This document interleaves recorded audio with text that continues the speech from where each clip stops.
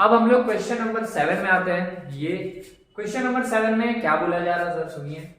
A chord of a circle, circle में chord draw किया जा रहा है of radius 12 centimetre, subtend an angle 120 degree.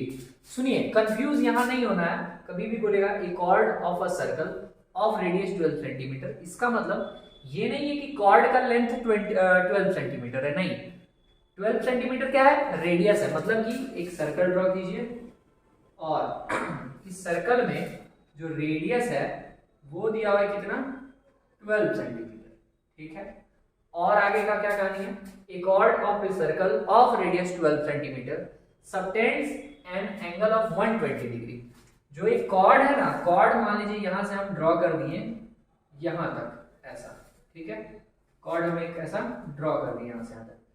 ये जो कॉर्ड है सर, ये जो कॉर्ड है ये कितना एंगल बना रहा है, 120 डिग्री। सुनिए माइंड में आएगा सर आपको कैसे पता चला ये कॉर्ड यहाँ से यहाँ, ये यहाँ से यहाँ भी तो ड्रॉ कर सकते थे, नहीं हमको इसलिए पता चला क्योंकि जब यहाँ पे बोला गया एंगल कितना बन रहा है 120 डिग्री, तो ये सोचते हुए हम इसको इतना लॉन्ग ड्रॉ किए ताकि यहाँ पे 120 डिग्री एंगल जैसा दिखे, पता चले, ठीक है। ये एंगल 120 डिग्री, ठीक है।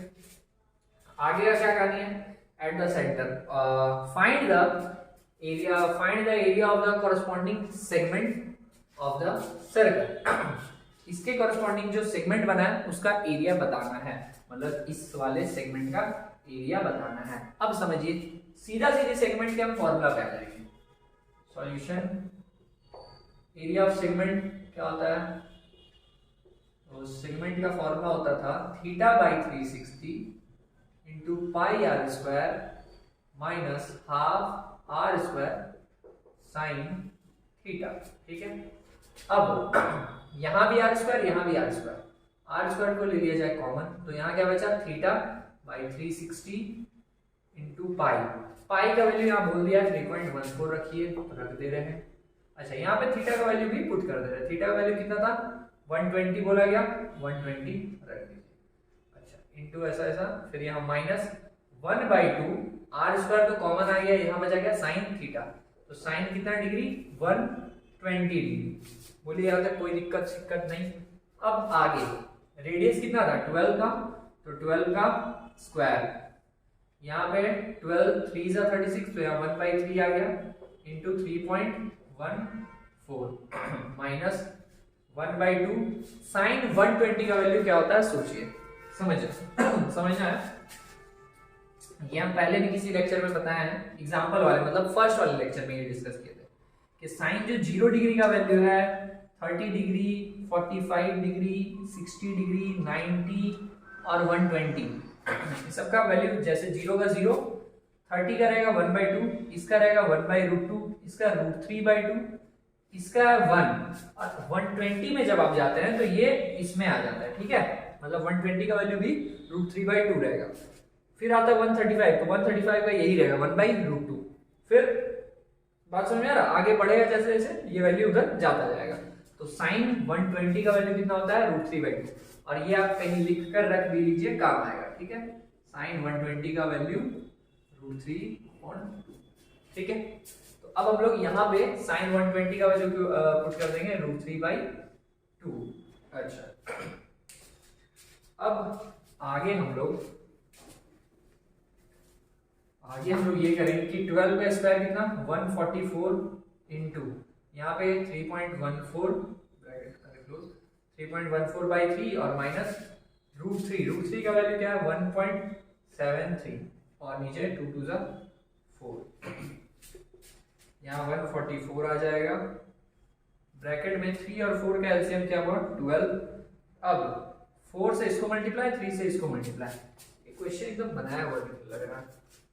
3.14 में अगर 4 से मल्टीप्लाई किया जाए, 4 4 16, एक हाथ में 4 5 4 12, ठीक है, डेसिमल में दोनों मतलब 12.56 माइनस 12 बीच में रखते हैं, 3 को इससे मल्टीप्लाई करेंगे मतलब 1.73 को 3 से मल्टीप्लाई, 3 3 is 9, 7 3 is 21 का 1, 2 हाथ में, 3 1 3 प्लस 2 5, और डेसिमल में 2 नंबर था तो 2 नंबर, मतलब क्या आया 5.1 19, ठीक है।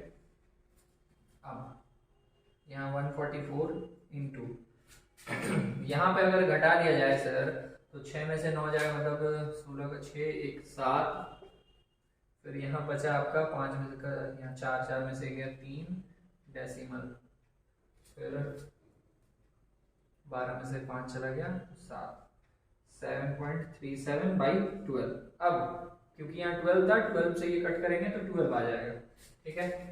तो बचा क्या, 12 इंटू 7.37 मल्टीप्लाई किया जाए 7.37 को 12 से, तो कितना आ जाएगा, 7 में 14 का 4, एक हाथ में 6, 1 7, 7 में 14, फिर यहाँ 7 3 7 4 14 4, एक हाथ में 8, यहाँ 8, डेसिमल में 2 नंबर था तो मतलब 88.44 सेंटीमीटर था, सेंटीमीटर का स्क्वायर। बस सिंपल है, क्वेश्चन में कुछ खास नहीं है, ठीक है।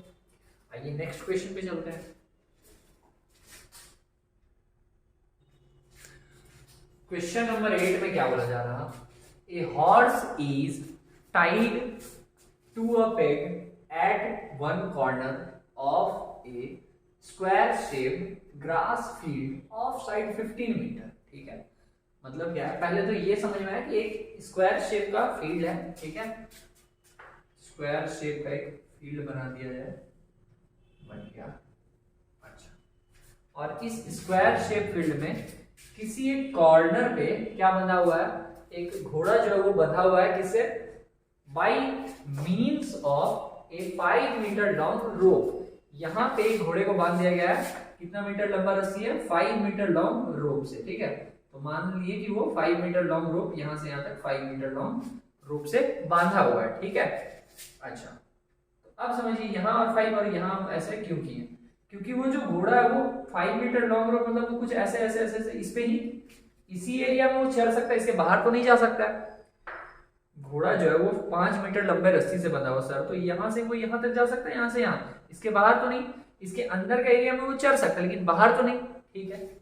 और इस स्क्वायर का साइड कितना बोला है, तो साइड बोला गया इसका पूरा पूरी 15 मीटर, ठीक है। अच्छा, और find the area of that part of the field in which horse can graze. इस फील्ड के अंदर का वो पार्ट बताइए, वो एरिया बताइए जहां पे क्या हो सकता है कि एक हॉर्स जो है वो ग्रेज कर सके, वो चल सके, ठीक है। और कितना पार्ट में वो चल सकता है, ये वाला पार्ट, ठीक है, सही है। अच्छा, अगर आप इसको ध्यान से देखिए तो ये क्या है, देखने में वो सेक्टर लग रहा ना, सेक्टर, ऐसा सेक्टर यही तो होता था, एक सर्कल है अगर तो ये उसका पार्ट होता था सेक्टर, तो ये सेक्टर जैसा दिख रहा। अच्छा, और इस सेक्टर का थीटा यहाँ एंगल कितना दिख रहा, रेडियस तो हमको पता चल गया, यहाँ पे ये 5 है, और एंगल कितना दिख रहा, तो एंगल तो कुछ दिया नहीं है। सुनिए, एंगल तो नहीं दिया लेकिन वो बोला क्या कि कौन सा शेप का ये फील्ड है, ये स्क्वायर शेप का, और स्क्वायर का सारा एंगल क्या होता है, जो कॉर्नर होता है वो सब 90 होता है, पता है हमको, ठीक है। तो वैसे ही यहाँ पे भी कितना 90 डिग्री। तो अब फिर दिमाग में आएगा कि क्योंकि 90 रहता है ना, इसका मतलब वो एक क्वाड्रेंट है। क्वाड्रेंट किसको कहते थे, याद कीजिए, सर्कल का आधा, सर्कल लीजिए आधा कीजिए, फिर उसका आधा, मतलब सेमी सर्कल का भी जो हाफ होता है वो, मतलब जिसका एंगल क्या हो 90। तो अब ये क्या हो गया, एक क्वाड्रेंट हो गया, तो इसका एरिया कैसे निकल सकता है वो पूछा जा रहा है। सबसे पहले सॉल्यूशन अगर फर्स्ट वाला किया जाए तो वो क्या है, एरिया जो है ये किसके इक्वल है, क्वाड्रेंट के इक्वल। तो हम लिख देंगे area of quadrant, area of quadrant, ठीक है। तो क्वाड्रेंट का एरिया कितना है, फॉर्मूला क्या होता था, सुनिए, पूरे सर्कल का एरिया का फॉर्मूला होता है पाई आर स्क्वायर, और क्योंकि ये उसका 1/4 है, 4 जैसे अभी ड्रॉ किए थे, 1 2 3 4 पार्ट बनता है उसका। आप अगर कभी कुल्फी खाए हो तो उसको ऐसे 4 पार्ट में काटता है, तो ये इस पार्ट का निकालना, तो ये 1/4 है, इसीलिए इसको हम फोर्स यहाँ डिवाइड कर देते हैं। अब फॉर्मूला में यहाँ पे पाई की जगह पे क्या लगा दिया जाएगा, 3.14, और रेडियस कितना है 5 का स्क्वायर, मतलब 5 × 5, और नीचे क्या आ जाएगा 4 आ जाएगा, सही है। तो अब हम लोग इसको आगे क्या करेंगे, 4 से इसको कट कर देंगे,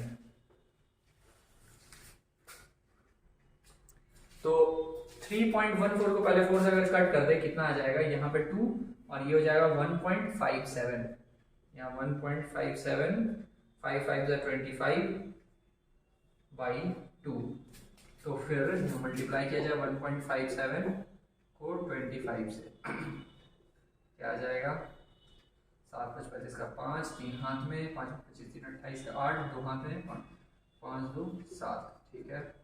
और यहाँ तो इसका डबल हो रहा मतलब 3 1 4 5 8 से 2, 1 हाथ में 7 1 8 1 9 और यहाँ 3, 2 नंबर डेसिमल में था तो 2 नंबर डेसिमल मतलब 39.25, यहाँ गया 39.25। अब इसको 2 से फिर से डिवाइड किया जाए, तो इसको अगर 2 से हम लोग डिवाइड करेंगे तो 2 से डिवाइड कर ही दे रहे हैं, इतना जब किए तो इतना क्यों नहीं करें, एक बार में 2 आ गया, 1 और 9, 9 बार में 18, ये तो बचपना में हम आ गए बहुत, तो क्या कर रहे हैं इतने छोटे छोटे कैलकुलेशन हो रहा है। 6 बार में 12 खत्म, ये 5 आया, 2 बार में 4, ये 0 5, 19.625, इतना क्या आ जाएगा, क्योंकि सेंटीमीटर में है तो ये भी सेंटीमीटर का स्क्वायर। ये समझ में आ गया, ये क्या निकल गया, एरिया ऑफ क्वाड्रेंट निकल गया। ये मतलब आपका पहला पार्ट, जो बेचारा घोड़ा है वो इस एरिया में घास चर सकता है। चलिए ठीक है, ये आपका पहला पार्ट कंप्लीट। दूसरे वाले में आता है, दूसरे वाले में जो भी बोला वो हम लोग समझेंगे, पहले इसको आप नोट कीजिए और हम इसको इरेज करते हैं। सेकेंड पार्ट में क्या बोला गया, the increase in the grazing area, क्या फाइंड करना हमको, the increase in the grazing area if the rope were 10 metre long instead of 5, मतलब क्या, जो एरिया में इंक्रीमेंट आया, जितना एरिया बढ़ गया, कब बढ़ गया, जो ये रस्सी पहले 5 मीटर का था ना, अब बोला गया रस्सी को 5 मीटर के बजाय क्या कर दिया हम 10 मीटर का, तो मतलब मान के चलिए जो ये पहले 5 था अब यहाँ पे आ गया, ये 10 आ गया, ठीक है। तो अब इसका एरिया में कितना इंक्रीमेंट, तो 10 इधर, तो अब घोड़ा जो है बेचारा वो ऐसे ऐसे ऐसे यहाँ तक चढ़ पाएगा, ठीक है। तो हम इसको ऐसे मिला दे रहे हैं कि वो कुछ ऐसे चढ़ पा रहा होगा, सही है। तो एरिया में इंक्रीमेंट कौन सा हुआ होगा, ये वाला पार्ट में, ठीक है, ये वाला पार्ट में क्या हुआ, एरिया बढ़ा होगा, यही, क्योंकि पहले इतना था अब इतना एरिया बढ़ गया, तो वो एरिया निकलेगा कैसे, समझिए। अगर हम लोग ये जो बड़ा वाला क्वाड्रेंट है, मतलब जिसका रेडियस 10 हो, ये यहाँ से यहाँ के लिए रेडियस कितना हो जाएगा 10 मीटर, तो बड़े वाले रेडियस का के लिए जो क्वाड्रेंट बन रहा होगा और ये छोटा वाला क्वाड्रेंट, तो बड़े वाले क्वाड्रेंट में अगर छोटे वाले को माइनस कर देंगे तो ये जो एरिया इंक्रीमेंट हुआ वो निकल जाएगा ना। सुनिए बात, हमको ये निकालना था, इसके लिए हम लोग क्या किए कि बड़े वाले के लिए जो एरिया निकाल लिया पहले क्वाड्रेंट का, तो बड़े वाले में तो ये पूरा आ गया और फिर छोटा वाले को घटा दिया, पूरा बड़े वाले में ये छोटा वाला घट गया तो ये बच गया, तो वो एरिया मेरा निकल जाएगा। चलिए उसको निकाला कैसे जाए, तो उसके लिए हम बड़े वाले क्वाड्रेंट में से छोटे वाले क्वाड्रेंट को माइनस कर देंगे। तो फॉर्मूला ये सब अब हम लिख सकते हैं क्या, the increase in the grazing area is equals to, ऐसा करके क्या कि पहले बड़ा वाला का क्या हो जाएगा क्वाड्रेंट का, पाई कैपिटल आर स्क्वायर और बाई 4 क्यों कर रहे हैं, क्योंकि क्वाड्रेंट है, क्वाड्रेंट मतलब सर्कल का 1/4 है, इसीलिए पाई आर स्क्वायर बाई 4 माइनस ये वाला पाई छोटा वाला आर स्क्वायर बाई 4। क्लियर बात, pi capital r square by 4 और यहाँ pi small r square by 4, ठीक है।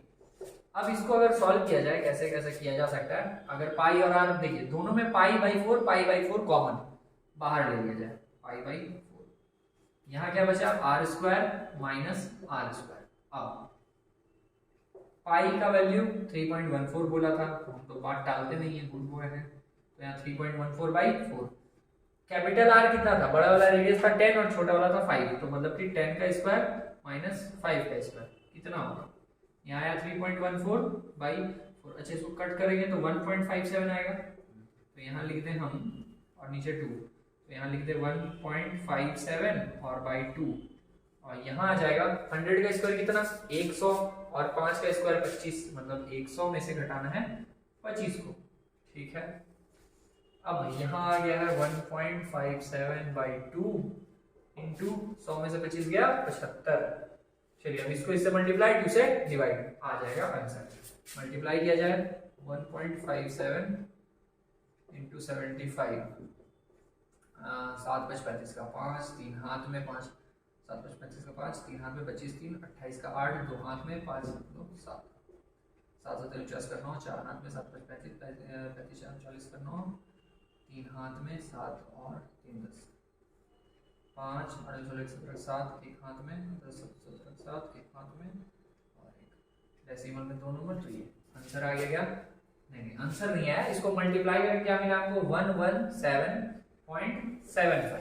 ठीक है, अब अगर इसको हम 2 से डिवाइड दें तो जाके मेरा आंसर आ जाएगा। तो 2 से डिवाइड दे देंगे यहीं पे, 2 से डिवाइड देंगे तो 5 बार में आ जाएगा यहाँ पे 10, एक और 8 बार में 16, एक और फिर यहाँ पॉइंट आया तो यहाँ पॉइंट दे दिया जाए, फिर यहाँ 7, तो फिर 8 बार में 16, यहाँ 1 और 5, 7 बार में 14, 1 और 0 और 5, मतलब आंसर आया 58.875। क्योंकि सेंटीमीटर में है तो सेंटीमीटर का स्क्वायर, स्क्वायर क्यों? क्योंकि एरिया निकल रहा है। ठीक है, तो ये पार्ट उम्मीद है समझ में आया। चलिए ये 8 नंबर था, आइए 9 नंबर में।